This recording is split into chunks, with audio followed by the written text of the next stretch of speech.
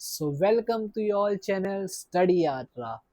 तो आज का जो लेक्चर है वो है लेक्चर नंबर 07 जो कि होने वाला है रैंक बूस्टर क्वेश्चन, और हम कह सकते हैं सबसे इम्पोर्टेंट क्वेश्चन, जो मोस्ट इम्पोर्टेंट क्वेश्चन है वो जिनसे आपको पता चलेगा कि जो फॉर्मूले आपने यूज करे हैं, मतलब जो फॉर्मूले आपने सीखे हैं इस चैप्टर में वो कहाँ यूज हो रहे हैं, क्योंकि जो भी इम्पोर्टेंट चीज़ें इंपॉर्टेंट हैं, जितनी भी इस चैप्टर में चीज़ें हैं वो हम लोग कवर कर चुके हैं।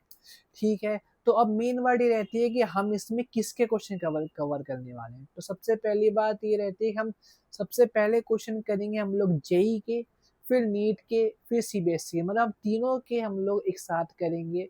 तो उसका मैं नीट और जेई वालों को एक सजेशन देना चाहता हूँ कि आप सारे क्वेश्चन अटेम्प्ट करिए, चाहे वो जेई के हो चाहे वो नीट के हो, सीबीएसई वाला आपको कल नहीं है, क्योंकि ज़्यादा डिफरेंस रहा नहीं है। ठीक है, और बाकी मेरा आपसे एक और सजेशन रहेगा कि इस वीडियो को स्टार्ट करने से पहले जो आपको पहले जो 6 लेक्चर्स हैं, जैसे हमारे 7 लेक्चर, तो पहले के जो 6 लेक्चर्स हैं आप वो देख के आए, या फिर जो इम्पोर्टेंट फॉर्मूलेज हैं, जो इम्पोर्टेंट कॉन्सेप्ट जो मैंने बताए हैं, आप उन सबको अच्छे से पढ़ के आए। या फिर आपको फॉर्मूले तो याद होनी चाहिए, अगर ये सब चीज़ें याद नहीं है तो आपको इस वीडियो में थोड़ी सी दिक्कत हो सकती है कि या फिर आपको समझ में नहीं आएगा वो फॉर्मूले के। और तो इस तो क्वेश्चन अटेम्प्ट कैसे करनी है, पहले मैं क्वेश्चन लिख दूंगा, फिर आपको वीडियो को पॉज करना है, फिर उसके बाद आपको उस क्वेश्चन को अटेम्प्ट करने की खुद से कोशिश करनी है। फिर अगर क्वेश्चन खुद से नहीं होगा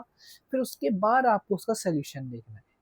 ठीक है, तो चलो पढ़ाई को बोरिंग नहीं इंटरेस्टिंग बनाते हैं स्टडी यात्रा के साथ।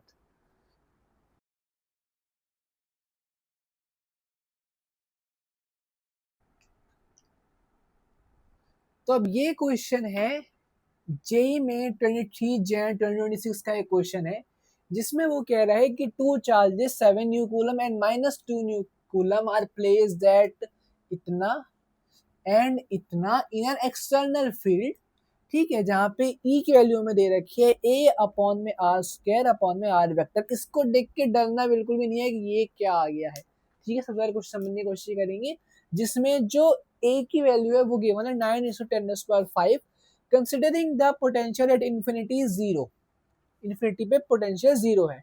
The electrostatic energy of the configuration, मतलब हम एक चीज बताइए कि द इलेक्ट्रोस्टैटिक एनर्जी हम सबको पता है क्या होती है, वो होती है न्यू इज इक्वल टू के Q1 Q2 बाय R12।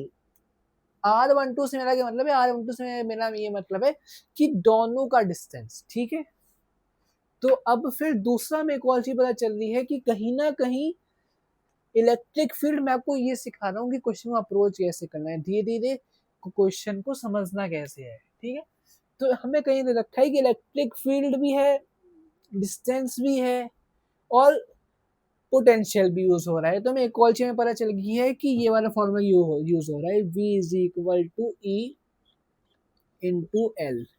ठीक है, फिर अब दूसरा हमें क्या दे रखा है, हमें इसका भी हमने कुछ पोटेंशियल का रेशो दे रखा है, मतलब चार्जेस और डिस्टेंस बीच में हमें पोटेंशियल ही निकालना है। ठीक है, तो अब इसके U is equal to Q1 into V. तो इन फॉर्मूला का यूज करके पहले आप कोशिश करिए इस क्वेश्चन को डिकोड करने की। ठीक है, तो अब मैं एक्सपेक्ट कर रहा हूँ कि आपने क्वेश्चन खुद ट्राई करा होगा। सबसे पहले हम लोग जो पोटेंशियल एनर्जी है आप उसको आप ऐड कर सकते हैं, ये आपको पता होगी। अगर एक सिस्टम में जितनी भी पोटेंशियल एनर्जी है आप उन सबको ऐड कर सकते हैं, किस फॉर्मूले से, इस फॉर्मूले से। तो इसको अच्छे से याद रखना है कि कभी भी अगर पोटेंशियल एनर्जी हो तो आपको चार्जेस ऐड करने हैं, चेंज होगा उनके बीच का डिस्टेंस। ठीक है, तो एक बार लिख देता हूं। सबसे पहले मैंने क्या बताया है कि ये वाला फॉर्मूला के Q1 Q2 R12। ठीक है, फिर दूसरा फॉर्मूला होगा, दूसरा फॉर्मूला हमें पोटेंशियल एनर्जी निकालनी है। पोटेंशियल एनर्जी फॉर्मूला क्या होगा, Q1 इंटू वी, या फिर जौन सा भी Q है वो वाला, उसके बीच का पोटेंशियल है ना। तो अब क्या होगा, अब हमारा होगा Q1 इंटू वी, और इसका जो रेडियस जो डिस्टेंस होगा वो भी R1 होगा, ठीक है। तो उसके बाद फिर हम लोग दूसरे का हम लोग वो ले लेंगे, हम लोग यही है ना जी, दूसरे की ले लेंगे। जैसे कि दूसरी चार्ज की Q2 इंटू VR2, एक इसको अलग से बना देंगे इसको, ठीक है। ये फॉर्मूले यूज होंगे हमारे, हमने तीनों फॉर्मूले यूज करें। लेकिन इसके बाद क्या, देखो ये आराम से निकल जाएगा, इसमें इसको निकालने में कुछ भी दिक्कत नहीं है। दिक्कत है हमारे पास क्यों दे रखा है, हमें पोटेंशियल नहीं दे रखा है। और पोटेंशियल के लिए क्या दिक्कत है, पोटेंशियल के लिए हमारे पास फॉर्मूला है, पोटेंशियल के लिए हमारे पास फॉर्मूला है, तो हम निकाल लेंगे। V is equal to E into L. अगर मैं इसको इंटीग्रेट करना चाहूँ तो कैसे हो जाएगा, V E dot D R, कहाँ से, जीरो से लेके कहाँ पर जा रहा है, जीरो से लेके जा रहा है आर तक, ठीक है। तो अगर हम लोग इसकी वैल्यू अगर हम लोग डाल दें ई की वैल्यू, तो इधर क्या हो जाएगा, a बाय आर स्क्वायर। क्या इतना कैमरे में दिख रहा है, इतना नीचे तक, हाँ दिख रहा है, बहुत नीचे दिख रहा है। तो जो v की वैल्यू जो हो जाएगी वो हो जाएगी a बाय आर, इंटीग्रेट करके v की वैल्यू हो जाएगी a बाय आर। तो अब तो कुछ दिक्कत नहीं है, अब क्वेश्चन सॉल्व हो गया है। अब आपको बस इसमें वैल्यूज पुट करनी है। चलो इसमें वैल्यूज पुट करते हैं।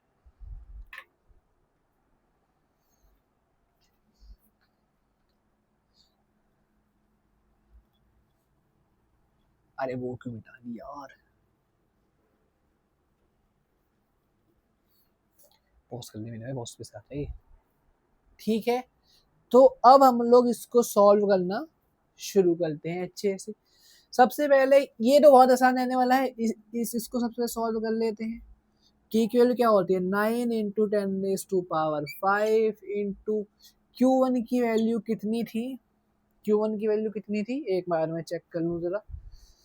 Q1 की वैल्यू थी आपकी 7, हाँ 7 इंटू 10⁻⁶। मैंने इसको न्यू कूलम में कन्वर्ट कर लिया। उसके बाद इसकी वैल्यू थी -2 इंटू 10⁻⁶, और अपॉन में डिस्टेंस आ जाएगा R12।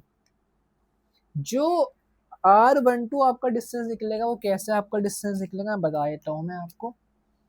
R12 जो आपका निकलेगा वो आपका निकलेगा दोनों के डिस्टेंस का, ठीक है।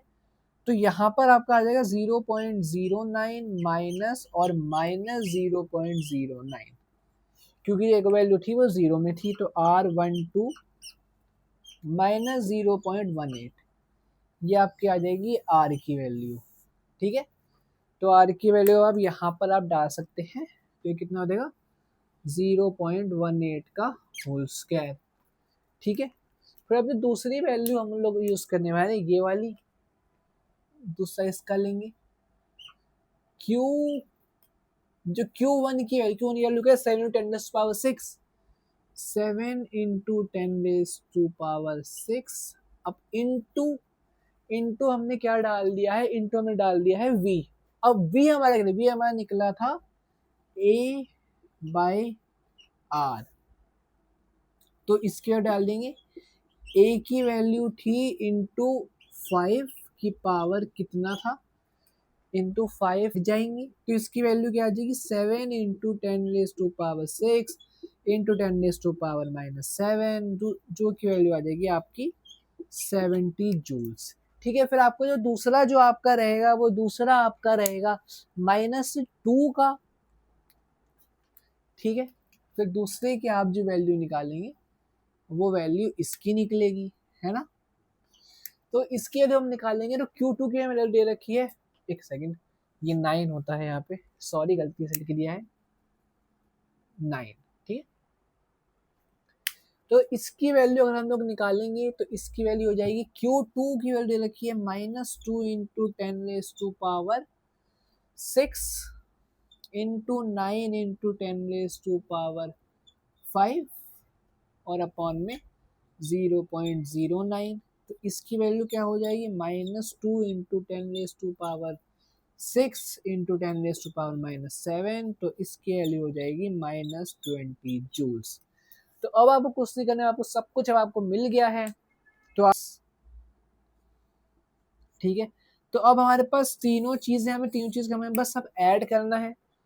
तो ऐड करने के लिए क्या बचेगा, सबसे पहले ये ऐड कर लेते हैं 0.7 joule plus 70 joules minus 20 joules.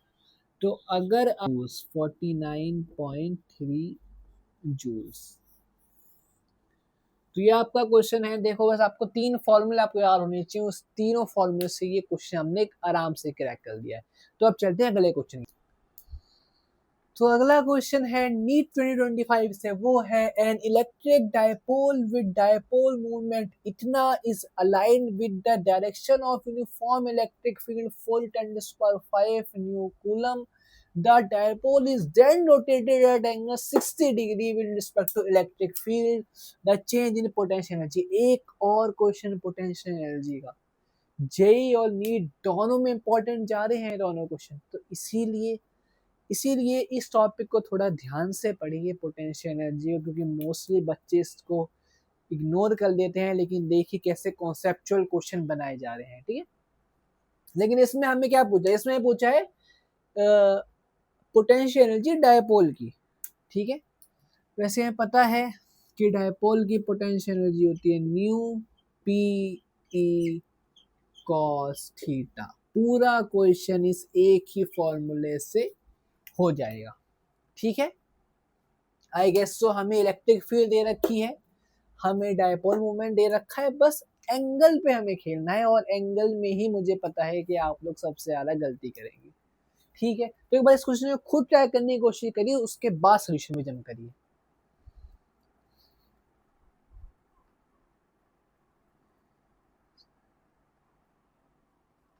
अब जैसे कि सबसे पहले इस क्वेश्चन को समझने की कोशिश करते हैं। अगर एक डायपोल है, एक डायपोल है, ठीक है। ये उसको ये कह रहे हैं कि हमने उसको 60 डिग्री, ठीक है, और उसने बोला है कि वो डायरेक्शन, जो इलेक्ट्रिक फील्ड की डायरेक्शन लोग मान लेते हैं कि इलेक्ट्रिक फील्ड की डायरेक्शन इस तरफ है, इलेक्ट्रिक फील्ड की डायरेक्शन इस तरफ है। तो अगर मैं ये कहूं कि जो डायपोल जो है वो 60 डिग्री रोटेट करा है, तो चाहे जो डायपोल है वो इस तरफ करे या इस तरफ 60 डिग्री मूव करे, बना के देख लेते हैं। 60 डिग्री हमें उसे मूव कराना है,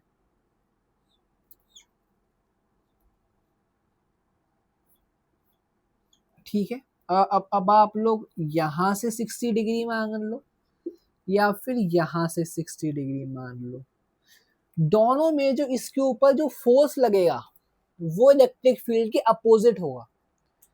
तो अब अगर आपको ये चीज आपको समझने वाली थी कि आपसे सिली मिस्टेक ना हो, बस सिली मिस्टेक आपसे नहीं होनी चाहिए थी। यहाँ पे लिख देते हैं कि हमारा डायपोल है, ठीक है।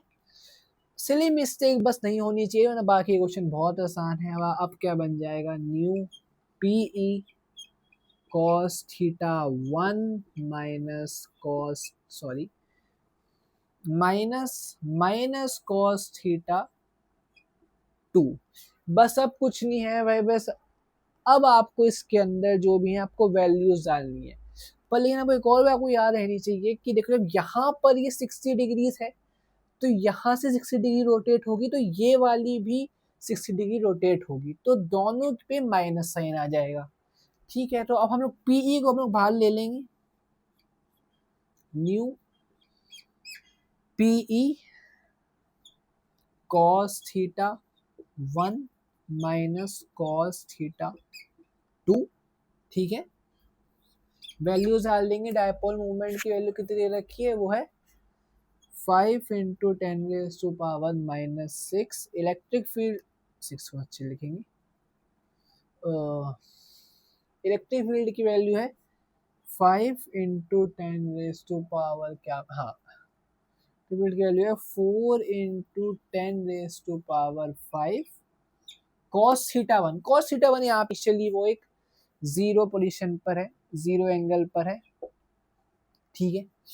यहाँ पे लेंगे कॉस 0 डिग्री जो कि 1 होता है, माइनस कॉस 60 डिग्री।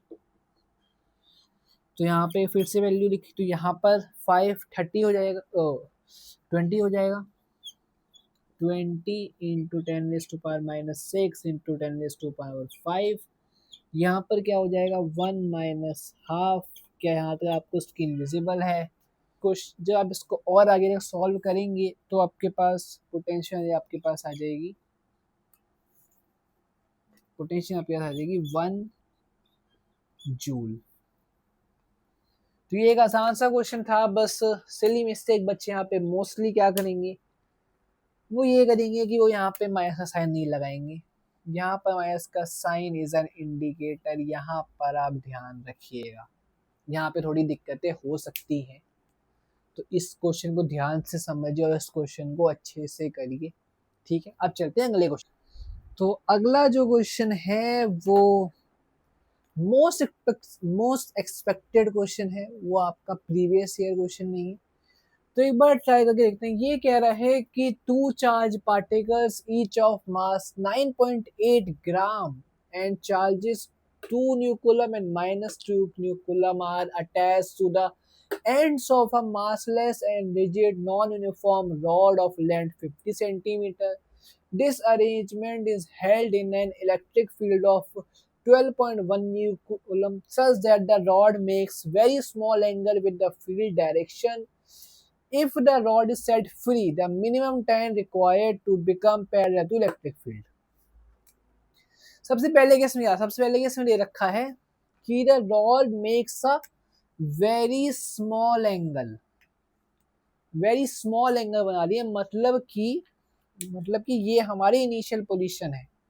अगर हम लोग ये मान लें कि इलेक्ट्रिक फील्ड की डायरेक्शन ये है, ये हमारी इलेक्ट्रिक फील्ड है, ठीक है। तो इसका ये इनिशियल पोजीशन है, ये इसकी इनिशियल पोजीशन है, ठीक है।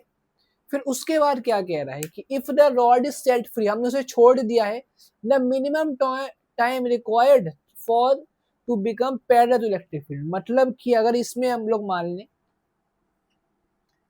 कि ये हमारी इलेक्ट्रिक फील्ड है और इसी के पैरेलल बन गई है, देखो अब ये दोनों चीजें पैरेलल बन गई है, ठीक है। तो ये हमारा फाइनल सिचुएशन है, ठीक है। तो अभी इस बीच में निकालना है टाइम, तो कहीं ना कहीं ये हमने रोटेशनल से लिंक कर दिया है। रोटेशनल में एक फॉर्मूला होता है, आपको वो एक टाइम पीरियड का फॉर्मूला याद है तो आप इस क्वेश्चन को आराम से कर लेंगे। अब इस क्वेश्चन को ट्राई करिए, तब तक मैं पूरा रिमूव कर लेता हूँ, इसको नोट डाउन कर लिए, इसके बाद क्वेश्चन आंसर करते हैं। तो अगर आपको रोटेशनल मोशन का वो टाइम पीरियड वाला फॉर्मूला याद हो तो वो होता है I/PE, जहाँ पर I होता है मूवमेंट ऑफ इनर्शिया, P होता है डायपोल मूवमेंट और E होता है इलेक्ट्रिक फील्ड, ठीक है। फिर इसके बाद हम लोग P कैसे निकालेंगे, P हम लोग निकालेंगे P is equal to Q into 2L, और हम लोग इनर्शिया हम लोग लेंगे मूवमेंट ऑफ इनर्शिया, वो क्या होता है 2mr², movement of inertia of a rod. दीजिए क्वेश्चन सॉल्व करते हैं, ठीक है। सबसे पहले मूवमेंट ऑफ इनर्शिया निकालते हैं। मूवमेंट ऑफ इनर्शिया को एक बार याद रखनी है, अगर आपके कॉन्सेप्ट 11 के अच्छे से क्लियर हो तो आपको एक चीज आपको याद रखनी है कि मूवमेंट ऑफ इनर्शिया जो लेते हैं वो बीच में से लेते हैं। अगर एक रॉड की लेंथ, अगर एक रॉड की लेंथ 50 सेंटीमीटर है तो ये जब रोटेट होगी तो ये बीच में से होगी, तो इसका जो बीच में से इसका हो जाएगा वो आ जाएगा 25 सेंटीमीटर। तो इस बात का ध्यान रखें, ये गलती ना करें। ये भी आपका एक गलती अलर्ट है, इसको भी आपको गलती ये वाली नहीं करनी है, ये वाली गलती आपको नहीं करनी है। ध्यान में रखेंगे इस वाली बात को हम लोग, ठीक है। अब क्वेश्चन बहुत आसान है, मोमेंट ऑफ इनर्शिया निकाल लेते हैं। मोमेंट ऑफ इनर्शिया रखा है I 2 इंटू मास, मास कितना दे रखा है, मास दे रखा है 9.8 इंटू रेडियस। अब ये देखो 0.25 या फिर खाली 25 लिख देते हैं 10⁻⁻, में तो 25 इंटू 10⁻⁻², ठीक है। फिर इसका स्क्वायर, तो आप लोग जब इसका आंसर आ जाएगा 1225 इंटू 10⁻⁻⁴, ठीक है। फिर P की वैल्यू निकालते हैं, ठीक है। फिर जो P की वैल्यू निकलेगी, P की वैल्यू हमारी निकलेगी P इंटू Q कितना दे रखा है एक बार मैं कंफर्म कर ले रहा हूँ। Q हमारा दे रखा है 20 इंटू 10⁻⁻⁴ इंटू 2 इंटू L। अब इसमें रेंट बताओ कौन सी है, इसमें रेंट 25 लेनी है या फिर 50 लेनी है। तो इसमें आपको देखो, ये एक बहुत ही अच्छा कॉन्सेप्ट है कि इसमें कौन सी आपको लेंथ लेनी है। अगर आप टोटल लेंथ ले रहे हो, तो आप यहाँ पर 2 लगाइए, ठीक है। अगर आप यहाँ पर टोटल लेंथ लोगे तो आप यहाँ पर 2 लगाओ, और अगर आप हाफ लेंथ लोगे तो यहाँ पर 2 मत लगाओ। ये एक बहुत इंपॉर्टेंट क्वेश्चन है, यहाँ पे मोस्टली बच्चे गलती करते हैं, ठीक है। तो 2 इंटू L, तो हमने 2 लगा दिया है इधर, दोनों का सेम आएगा तो देख लेना, लेकिन ये बहुत एक इंपॉर्टेंट क्वेश्चन है, ठीक है, मतलब इंपॉर्टेंट कॉन्सेप्ट है ये। तो फिर अगर हम लोग करें तो इसका जो आंसर आएगा वो आएगा P इज इक्वल टू 100, तो इसका आंसर कहीं ना कहीं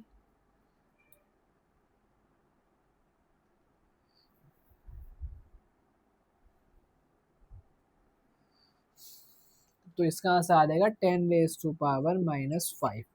इलेक्ट्रिक फील्ड आपकी दे ही रखी है, तो अब बस आपको ये सब चीज़ें आपको अपने क्वेश्चन में इसमें पुट करनी है फॉर्मूले में। 2 इसकी वैल्यू क्या लेंगे, इस पर हम लेंगे 3.14 इंटू √I, I की वैल्यू है 1225 इंटू 10⁻⁻⁴, P की वैल्यू आई है 10⁻⁻⁵। इलेक्ट्रिक फील्ड हमें कितनी रखी थी, एक बार चेक कर लूँ। इलेक्ट्रिक फील्ड रखी थी 1 to 1।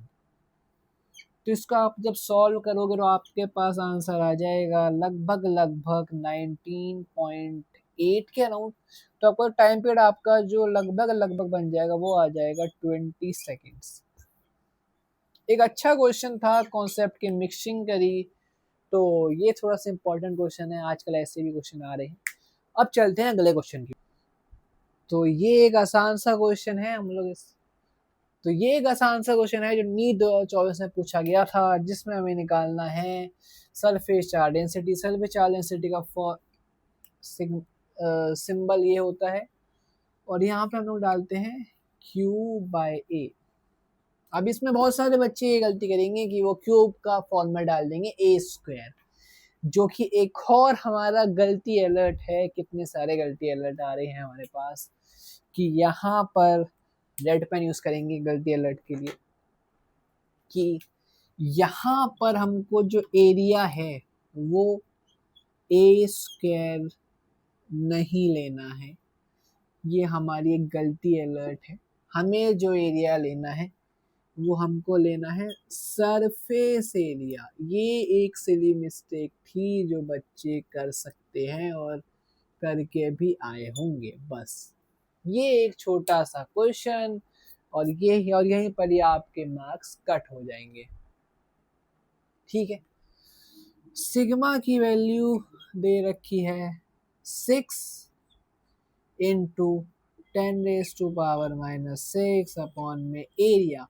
अब आपको एरिया कौन सा लिखना है, आप सोचो कि इसमें कौन सा इसमें एरिया इसमें आएगा। ठीक है, तो इसमें कौन सा एरिया, अब इसमें जो एरिया आएगा वो मोस्ट प्रोबेबली जो एरिया जो आना चाहिए वो सरफेस एरिया। और सरफेस एरिया ऑफ क्यूब क्या होता है, सरफेस ऑफ क्यूब होता है 6a²। ए जो होता है वो साइड की लेंथ होती है, तो इसको अच्छे से सॉल्व करते हैं।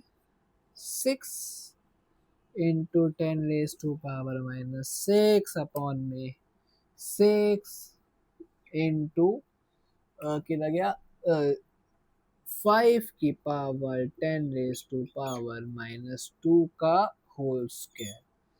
तो आप जब इसको सॉल्व करेंगे तो 6 से 6 कट जाएगा, और जो 6 से 6 यहाँ पे कट जाएगा, फिर जो ठीक है, तो सिग्मा की वैल्यू आपके यहाँ पर आएगी 0.4 इंटू 10⁻⁻3।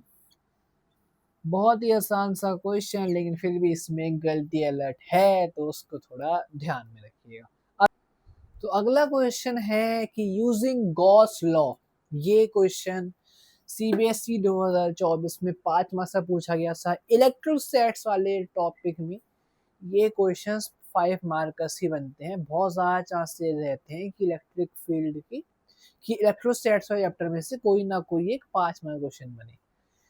तो ये उसका पहला पार्ट है, 2 पार्ट है इस क्वेश्चन के, ए और बी। ये ए पार्ट है। तो using Gauss law show that electric field at a point due to uniformly charged infinite sheet is E sigma two epsilon naught by N. अब ये क्वेश्चन मैंने ऑलरेडी मैं करा भी चुका हूँ अपने लेक्चर्स में, लेकिन फिर भी तुम लोगों के लिए एक बार फिर से करा देते हैं, कोई दिक्कत नहीं है। तो अगर ये एक यूनिफॉर्म शीट है,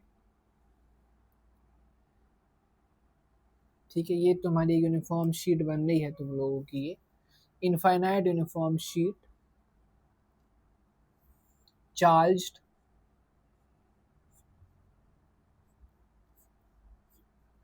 ठीक है, चार्ज हम करेंगे इसको। तो ये एक हम लोग गॉस लॉ जो भी होता है वो पूरा एक इमेजिनरी होता है, ये पढ़ाया हुआ है, ये सब चीज़ें मैंने आप उस लेक्चर देख सकते हैं, इससे प्रीवियस लेक्चर ही है वो। तो यहाँ पे हम लोग एक इमेजिनरी सरफेस बनाएंगे, डेरिवेशन मैंने पिछले ही लेक्चर में कराई है, तो आपको पूरी डिटेल में समझनी है तो वहाँ भी समझ सकती है। तो इसके जो गॉस लॉ होता है वो परपेंडिकुलर निकलता है, मतलब परपेंडिकुलर मतलब इसके परपेंडिकुलर सरफेस लगेगा, एक E1 और एक इस सब निकलेगा, वो निकलेगा E2, इन दो सरफेस से निकलेगा। ठीक है, तो अब तो बस तो अगर इसका जो एरिया है वो A है, तो हम गॉस लिख लेते हैं कि अगर हम ई नेट अगर हम लोग लगाएं तो E.ds आ जाएगा, यहाँ पर कोई दिक्कत, .da आ जाएगा। अब इसको हम लिखना चाहें तो कैसे आ जाएगा, E ये पहले वाली तरफ से आ जाएगा DA प्लस E.da। अब हम लोग सॉरी ये E नेट है, ठीक है, तो आपका जो E नेट DA वो आपका आ जाएगा 2EA के बराबर। यहाँ तक कोई दिक्कत परेशानी कुछ भी नहीं। तो अब जैसे हम लोग को पता है कि जो भी गॉस लॉ कहता ही है, गॉस लॉ में कहता है कि E.A into Q by epsilon not. ठीक है, तो हम लोग यही इक्वेशन इसमें डाल देते हैं 2E इंटू ए। अब बताओ अगर हमको Q को और हमें सरफेस चार्ज डेंसिटी रिस्पेक्ट में लिखना हो तो कैसे लिखेंगे, सरफेस डेंसिटी हमारी होती है Q बाई ए, तो Q की वैल्यू क्या आ जाएगी सिग्मा बाय ए। ये बहुत इंपॉर्टेंट है, काफ़ी जगह यूज होता है, ठीक है। तो sigma into A by epsilon not. तो यहाँ से हम लोग ई की वैल्यू निकालना चाहें तो सबसे पहले तो ए से कट जाएगा, फिर ई की वैल्यू आ जाएगी सिग्मा बाय 2 एप्सिलॉन नॉट, ठीक है। इसको अगर हम लोग अगर वेक्टर की फॉर्म में लिखना चाहें तो वेक्टर की फॉर्म में तुम्हारे यहाँ पर भी तुम्हें वेक्टर लगाना है, और यहाँ पर साइन का ध्यान देना कि यहाँ पे तुम्हें इलेक्ट्रिक फील्ड का फॉर्म है, ठीक है। तो sigma by 2 epsilon naught by N, ठीक है। तो ये दो फॉर्मूले हैं जो तुम्हारे ड्राइव होते हैं। तो अब इसके बी पार्ट चलते हैं। बी पार्ट भी तुमने कराया हुआ है, वो वाला पार्ट भी, लेकिन फिर भी हम, ठीक है। तो अब ये क्वेश्चन है, ये क्वेश्चन भी मैंने करा रखा है। The electric field in the region given by इतनी आई वेक्टर है, a cube of side 10 centimetre is placed calculator. अब इसके भी दो पार्ट हैं, अब ये बी पार्ट है, मतलब इसके दो पार्ट हैं इस क्वेश्चन के। The flux through the cube, तो फ्लक्स थ्रू द क्यूब का आंसर यहाँ पर बहुत ही आसान है कि जो फ्लक्स निकलेगी सबसे पहले तो वो एक यहाँ से निकलेगी और एक यहाँ से निकलेगी। सबसे पहले हम लोग फ्लक्स का लिख देते हैं। फ्लक्स का फॉर्मूला क्या होता है, E इंटू ए। तो हम लोग फ्लक्स 1 लिखें तो फ्लक्स 1 जो निकलेगी, हाँ, वो निकलेगी 2 इंटू 100 इंटू 10⁻⁻⁴। 100 यहाँ पे कैसे हुआ, हमने इसका स्क्वायर करा है साइड का, ठीक है। फिर अब दूसरी फ्लक्स निकलने वाली अच्छी है जो कि आई वेक्टर में निकल रही है, मतलब इस तरफ निकल रही है। तो फ्लक्स 2 का निकालेंगे 5 into x square. X square कितना हो जाएगा, 10 इंटू 10 का स्क्वायर, ओ +2 भी था शायद से, है ना, +2। तो अगर आप लोग फ्लक्स 2 की वैल्यू अगर आप लोग निकालोगे के पास आ जाएगी 7, ठीक है।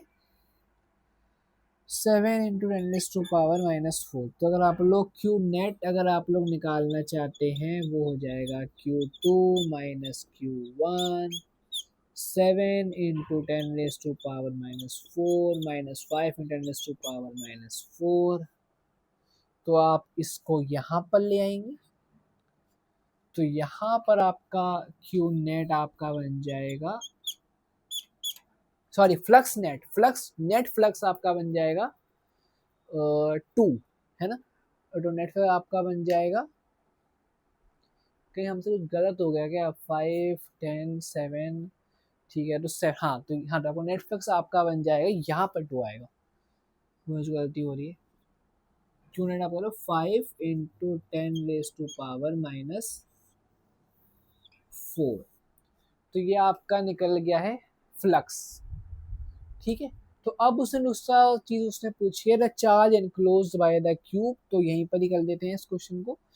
तो जो नेट चार्ज एनक्लोज होगा, फ्लक्स की वैल्यू क्या होती, फ्लक्स की फॉर्मूला होता है Q बाय ए। यहाँ पर डालेंगे फ्लक्स का formula 5 into 10⁻⁻⁴ into Q by area. अब हाँ, एरिया निकालेंगे तो एरिया इसका निकल जाएगा 100। तो Q की वैल्यू हो जाएगी लगभग कुछ 5 के अराउंड कुछ जाएगी, 5 इंटू 10⁻⁻²। तो ये आपका हो जाएगा चार्ज एनक्लोज्ड। तो ये वो क्वेश्चन था जो बहुत ही अच्छा क्वेश्चन था, जो आपको आना चाहिए था। तो ये सब क्वेश्चन हैं जो आज हमने करे हैं कवर। बाकी आज के लिए बस इतना ही। ये बहुत अच्छे अच्छे क्वेश्चन आज हमने कवर करे हैं। आप एक बार इनको फिर से नोट करिएगा, फिर से सॉल्व करने की कोशिश करिएगा। तो बस आज के लिए इतना ही, बस मिलते हैं। तो हाँ, तो अब जो अगला लेक्चर आएगा वो एक नई चैप्टर के ऊपर आएगा जो है पोटेंशियल के ऊपर, इलेक्ट्रोस्टैटिक पोटेंशियल। आपने आपने आपने इस चैप्टर में इलेक्ट्रोस्टैटिक चार्ज पढ़ा है, तो अब जो अगला लेक्चर आएगा वो आएगा इलेक्ट्रोस्टैटिक पोटेंशियल के ऊपर। अब वो थोड़ा कंपैरेटिवली इससे थोड़ा हार्ड चैप्टर आ जाता है। तो उस चैप्टर को आप शुरुआत से करें, थोड़ा जैसे मैं पढ़ाऊंगा वैसे करें, और उसके क्वेश्चंस भी साथ साथ आप इसके क्वेश्चन भी आप ट्राई कर सकते हैं, साथ साथ आप इसके प्रीवियस ईयर क्वेश्चंस करिए। तो अब आपसे बहुत सारे क्वेश्चन हैं जो आपसे हो जाएंगे, लेकिन बहुत से ऐसे भी क्वेश्चन हैं जिनमें आपको नया सीखेंगे, नया कॉन्सेप्ट सीखेंगे, जैसे आज सीखे। तो उन सब क्वेश्चन को देख के डीमोटिवेट नहीं होना है, कि बल्कि उसके पीछे जो कॉन्सेप्ट है उसको समझना है। ठीक है, तो बाकी जो अब जो फेस के ऊपर जो नई नई वीडियो आएगी वो आएगी, नया चैप्टर हम स्टार्ट करेंगे, पोटेंशियल डिफरेंस। ठीक है, तो तब तक के लिए पढ़ते रहिए।